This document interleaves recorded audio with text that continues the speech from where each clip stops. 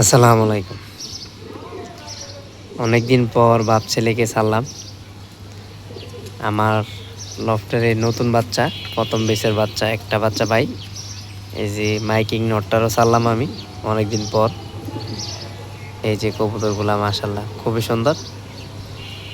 বাচ্চাটা অনেক big size হয়েছে, তো মূলত রেসের জন্য মূলত রেডি করা। এই নটটা 3টা রেস করা আছে, যে এটা আমার বাড়ির খুবই প্রিয় কবুতর। মাইকিং আমার নিজস্ব ব্লাড লাইন। অলরেডি এদের বাচ্চা আছে, আরও এক পিস বাচ্চা রেডি করতেছি আমি। তো 2টা কবুতরে ছাড়লাম। এই যে কবুতরগুলা দেখেন, মাশাল্লাহ খুবই সুন্দর। সবচেয়ে মজার বিষয় হিসেবে এই যে বাতিজা রাফি কবুতর বাজ। এই যে রাফি শুধু মাঞ্চের কবুতর ধরা নিয়ে ব্যস্ত থাকে রাফি।